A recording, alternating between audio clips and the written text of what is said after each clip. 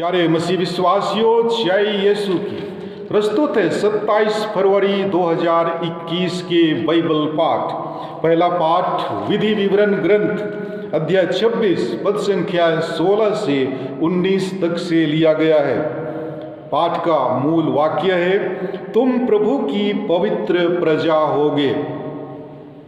मूसा ने लोगों से कहा, आज तुम्हारा प्रभु ईश्वर इन नियमों तथा आज्ञाओं का पालन करने का आदेश दे रहा है। तुम इन पर चलते रहोगे और सारे हृदय और सारी आत्मा से इनका पालन करते रहोगे।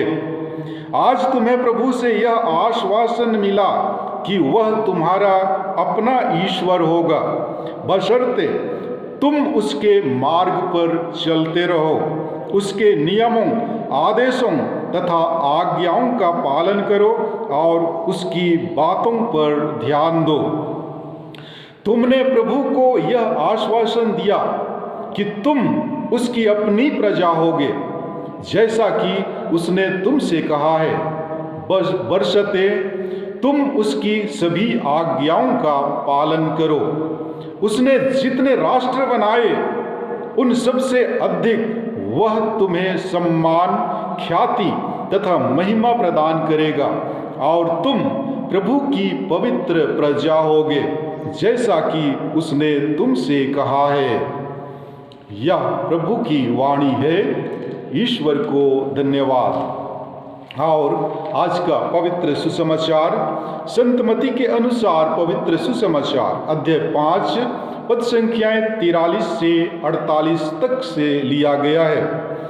पाठ का मूल वाक्य है, तुम पूर्ण बनो जैसा तुम्हारा स्वर्गिक पिता पूर्ण है। यीशु ने अपने शिष्यों से कहा, तुम लोगों ने सुना है कि कहा गया है, अपने पड़ोसी से प्रेम करो और अपने बैरी से बैर। परंतु मैं तुमसे कहता हूं, अपने शत्रुओं से प्रेम करो और जो तुम पर अत्याचार करते हैं उनके लिए प्रार्थना करो। इससे तुम अपने स्वर्गिक पिता की संतान बन जाओगे, क्योंकि वह भले और बुरे दोनों पर अपना सूर्य उगाता तथा धर्मी और अधर्मी दोनों पर पानी बरसाता है। यदि तुम उन्हीं से प्रेम रखते हो जो तुमसे प्रेम रखते हैं, तो पुरस्कार का दावा कैसे कर सकते हो? क्या नाकेदार भी ऐसा नहीं करते?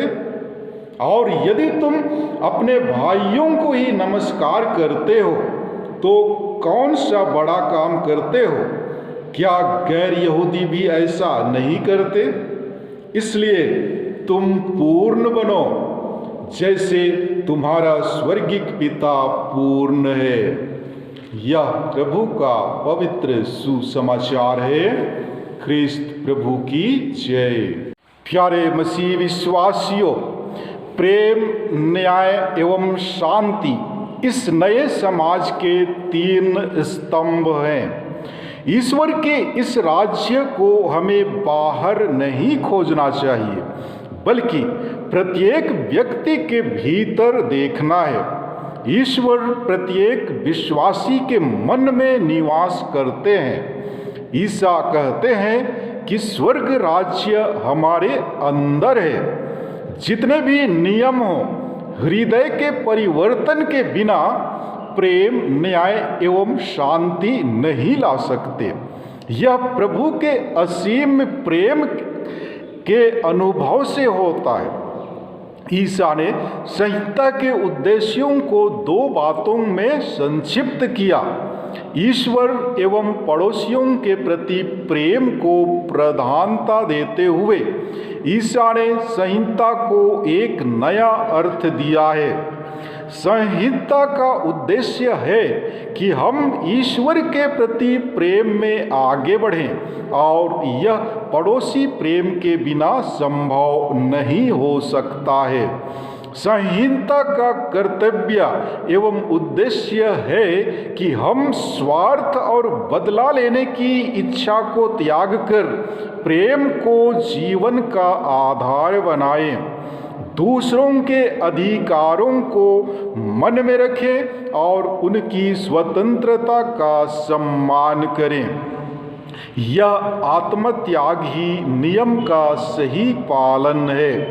पवित्र सुसमाचार में प्रभु ईसा को एक ऐसे व्यक्ति के रूप में दर्शाया गया है जो जानबूझकर संहिताओं के शिक्षकों एवं रखवालों का विरोध करते हैं। सुसमाचार यह भी बतलाता है कि यह विरोध क्यों हुआ। संहिता के प्रति ईसा का आचरण एक अलग संदर्भ में था, वह था प्यार का संदर्भ, जबकि धार्मिक नेता नियम को ज्यादा महत्व देते थे। ईसा का व्यवहार सामान्य तरीके से नियमों को समझने के विपरीत था, विशेषकर विश्राम दिवस पर आचरण, नेताओं की परंपरा की उपेक्षा, पापियों के साथ उनकी पारस्परिक क्रिया और उनके साथ भोजन करना इत्यादि। क्रूस पर ईसा की भयानक मृत्यु में भी इन विरोधों की एक महत्वपूर्ण भूमिका थी। ईसा संहिता के नेताओं की निंदा करते थे कि वे लोगों के ऊपर संहिता का भार डालते थे। निस्संदेह इन संहिताओं के कारण दबे हुए लोग दरिद्र एवं पददलित लोग थे। ईसा के अनुसार संहिता की ऐसी व्याख्या करें जिससे वे भारी ना बने बल्कि जीवन दे सके। बदलती हुई परिस्थितियों में लोगों के कल्याण को मन में रखते हुए संहिता की व्याख्या एवं पुनर्व्याख्या करनी है। ईसा के लिए प्रभु को एवं पड़ोसी को प्यार करना संहिता के दो खंभे हैं। इन दोनों खंभों को मिलाकर यह निर्णय करना है कि संहिता मानव कल्याण के लिए प्रभु की इच्छा को आगे बढ़ाती है या नहीं। ईसा लकीर के फकीर नहीं थे। संहिता के प्रत्येक अक्षर के अनुसार आचरण करना वे पसंद नहीं करते थे।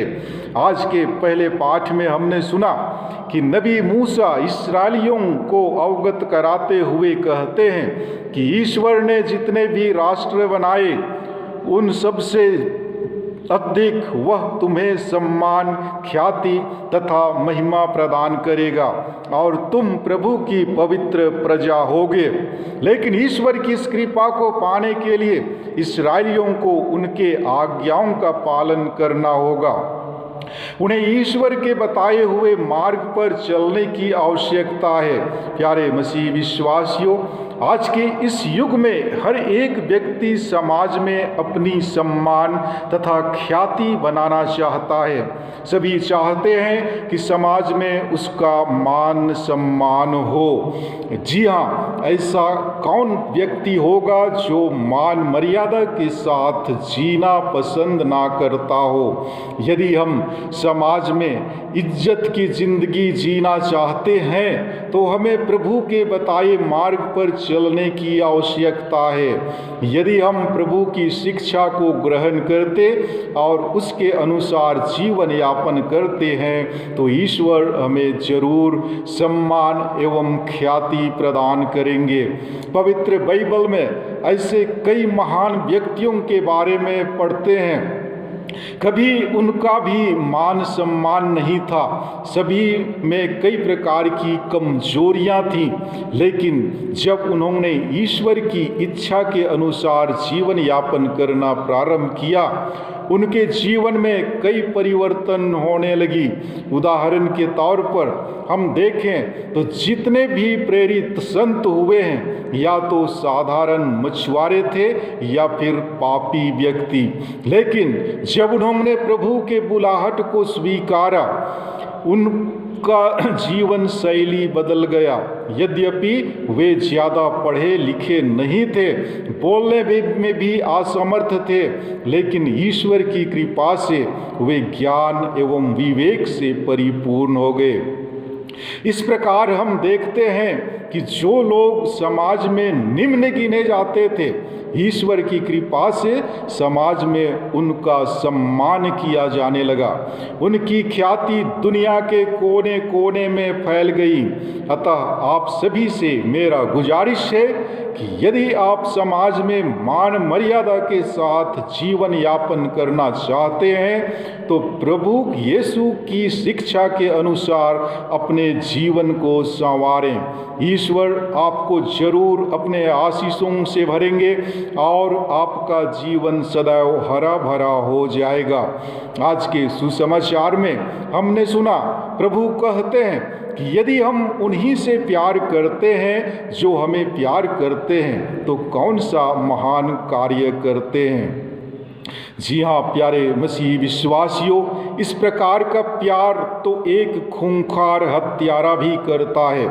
इसीलिए प्रभु कहते हैं कि हमें अपने शत्रुओं से प्रेम करना चाहिए और उनके लिए प्रार्थना करनी चाहिए। प्रभु यीशु जो शिक्षा दिया उन्होंने करके भी दिखाया। जिन लोगों ने उन्हें क्रूस पर लटकाया उनको क्षमा करने के लिए अपने अब्बा पिता से अर्जी की।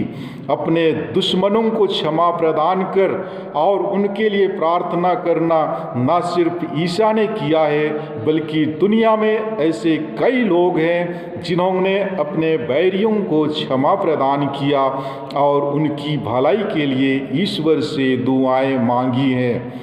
यह काम कठिन तो है, लेकिन यदि हम सच्चे ख्रिस्त विश्वासी हैं, प्रभु पर भरोसा करते हैं तो जरूर हो सकता है, क्योंकि प्रभु के लिए कुछ भी असंभव नहीं है। बस हमें अपने आप को विनम्र बनाने की आवश्यकता है, क्योंकि विनम्रता ही एक ऐसा गुण है जो इंसान को सफलता की ओर ले चलता है।